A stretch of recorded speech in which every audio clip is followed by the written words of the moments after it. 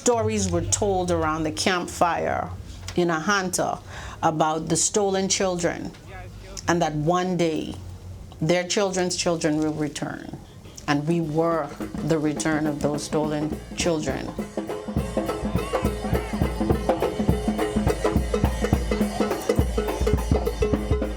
I've come to the conclusion that masking Indian as we do it in New Orleans is an African culture.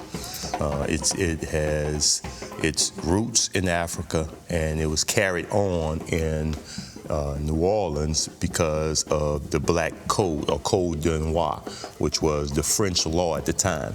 And the French law required the slave masters to give their slaves freedom on Sundays to practice whatever cultural identity, whatever things that they wanted. And the slaves would assemble at a place later to be called Congo Square. And at that Congo Square, the cultural exchange of all the Africans who were slaves was allowed to manifest itself there. And that was the origins of the Mardi Gras Indian.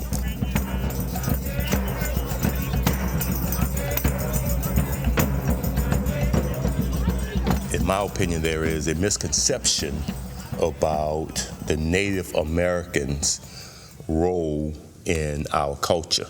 And that can border on the line of cultural appropriation, and that's not what we do. And so when you hear people say we pay homage to the Native Americans in the black masking culture, what we're actually doing is expressing our appreciation for some of their help in allowing us to run away to their camps in those places. What is family? Big Chief Rabi wrote in his book that the imagery of the Native Americans that we see on our suits came about back in the early 1900s because that was the images they started to see in the coloring books of Indians. So they got those images and put on their suits as a way to pay homage to the Native Americans who actually helped them along the way to freedom for some of their ancestors. The research that Christopher Davis would have done showed that the first 3 slave ships that came to the Bahamas came from the Ahanta region of Western Ghana. And it is believed that the captured Africans, quite a number of them were soldiers or warriors of Janquao. So when you hear that reenactment of wartime, these are talks from the warriors. So even though we become more familiar with the history and the reason why we practice, we will still have wartime. So we will still go against each other because that too is a part of the tradition. But for us to be more aware, because we did not know, we were taught or told that he was an African slave. He became enslaved, or he was a slave trader. Now, all of my life, that never sat well with me. How is it that this enslaved person on one island is revered throughout the entire region?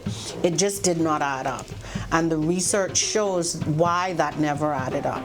Because his warriors were throughout the region based on being captured and enslaved.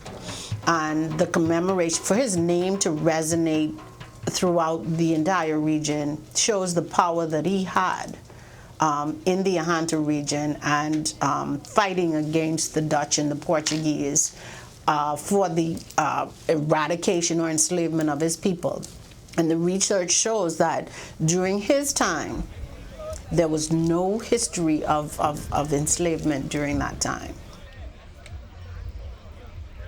The culture has really produced a lot of great business people, great people. We have teachers, principals, law enforcement officers, all type of people in the culture. But if you just read the narrative, it's like the culture's a bunch of, low-class people, the way the narrative has been written, and that's not true.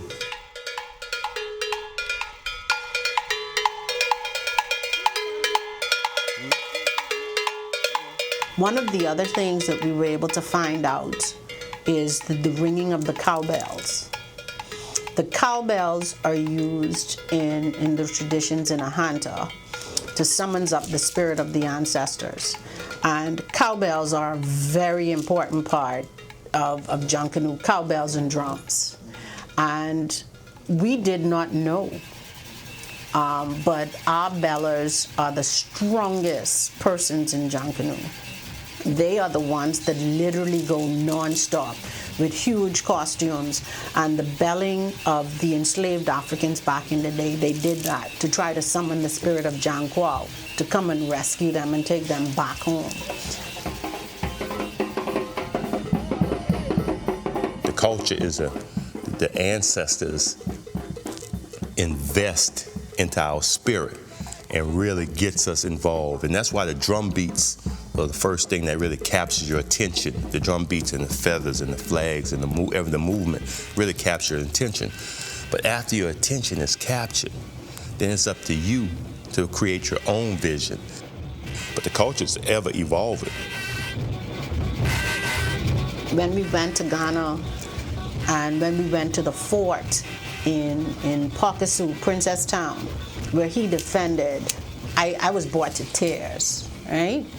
Because to actually walk the streets where he walked and to be on the fort where he defended his people against enslavement was very powerful. It was very powerful. And I'm not that softy, emotional type, but I was moved, you know? And that's the one place in the world that I've traveled to where I did not feel like I was away from home. The one place. Like I literally felt like I was home. There are people that look like my granduncles, grandaunts, neighbors. It's just so much familiarity. The food, you know, just everything. You know, it shows that our ancestors would have brought everything back over here along with them. They would have brought everything. And you would hear, people would have said that, you know, they didn't bring anything, we're grasping on to some of the traditions, but having been there and been fully submerged into the daily lives, we brought everything. We brought everything with us.